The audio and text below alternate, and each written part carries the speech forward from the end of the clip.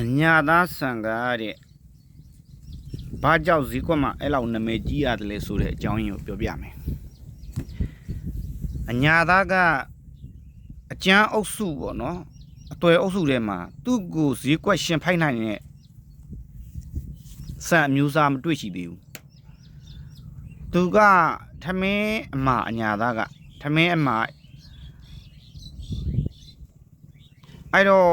အညာသားကိုကဘာကြောင့်စားသုံးသူတွေကြိုက်ကြလဲဆိုရင်အညာသားကသူကစံကြမ်းအုပ်စုထဲမှာဆိုရင်သူကထမင်းကိုအမာဆိုပြီးတော့မာတလင်ပြီးတော့စားမရတဲ့ပုံစံမျိုးမဟုတ်ဘူးသူကထမင်းအေးသွားလဲပုံမပြတ်ဘူးဒီလိုမျိုးပုံစံမျိုးထမင်းမာပြီးတော့နူးညံ့တဲ့ထမင်းဖြစ်တယ်ဒါကြောင့်ဈေးကွက်မှာစားသုံးသူတွေကအခုရွှေဘိုပေါ်ဆန်းတို့ပသိမ်ပေါ်ဆန်းတို့မနော်ဒီကြားပြန်တို့နဲ့ရောပြီးချက်စားလို့ရလို့ချင်းရောပြီးချက်စားလို့ချင်းသူကပို့ပြီးအဆင်ပြေတယ်ပေါ့နော်တချို့တွေကအဲ့လိုမျိုးလဲချက်စားကြတာရှိတယ်ထမင်းအရေးသွေးပိုင်းမှာဆိုရင်သူကအခြားဆန်တွေလိုမျိုးချက်လိုက်လို့ချင်းပျော့စီးပြီးတော့ဟိုပျော့တွဲကြီးတို့အီလေလေကြီးတို့ဖြစ်မနေဘူးဟိုကထမင်းသားရှိတယ်ဆန်ကောင်းတယ်ပြီးတော့ဆန်ကြတော့လေစပားကကုံတယ်ကြိုက်တယ်စပားဘာဖြစ်လို့ကုံတယ်ကလည်းကြိုက်လဲဆိုရင်သူကအကျိုးကြေကအရန်နေတယ်ကျွန်တော်တို့ပေါင်တရားကိုစံကြိတ်မယ်ဆိုရင်26ပိုင်း25ပိုင်း26ပိုင်းနဲ့ပတ်လေ30 31လောက်ထွက်တယ်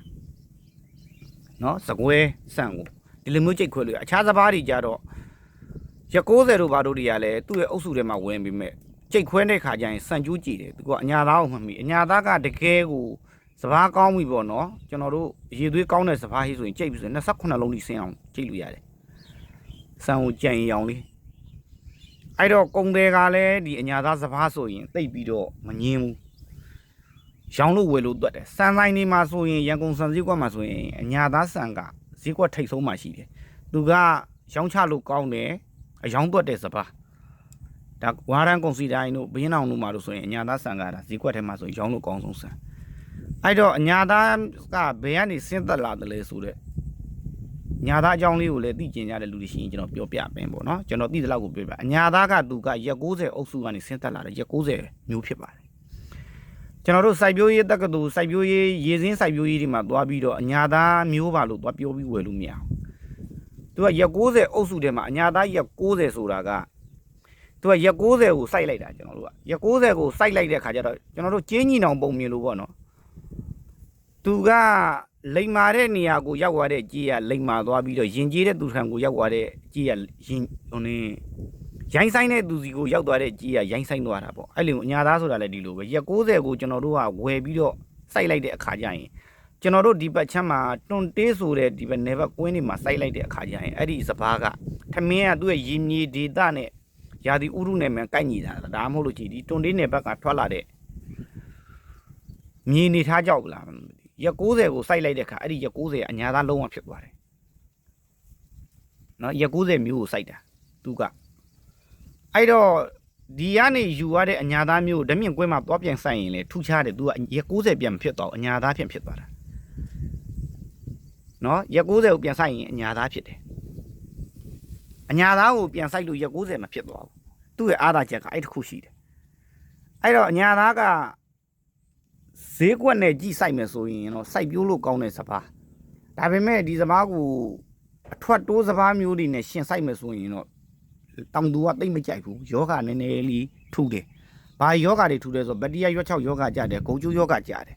စပားတက်တန်းတိုတာဖြစ်သည့်အတွက်ကိုပင်ပွားချိန်တိတ်မရှိသည့်အတွက်စပားရွှေ့ပြောင်းစိုက်ကြတာအဆင်မပြေဘူးဒီအားနည်းချက်တွေသူ့မှာအများကြီးရှိတယ်ဒါပေမဲ့စပားထွက်နှုံးက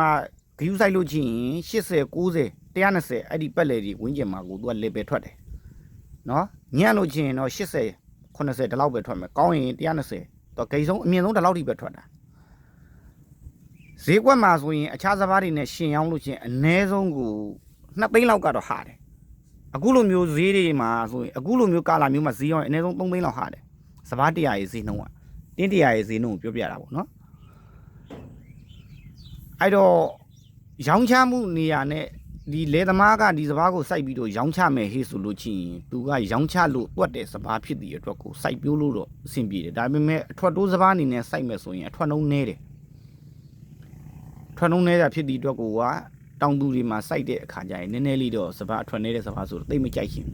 ဒါပေမဲ့စဘာရင်းတူလို့ရှင်ရောင်းခဲ့တော့ရှိရင်တော့မှအညာသားစဘာဆိုပြီးတော့ရောင်းရင်ဆိုင်ရီစဘာအကြောင်းကိုနားလေတဲ့ကုန်တယ်ဟေ့ဆိုလို့ချင်းအညာသားစဘာ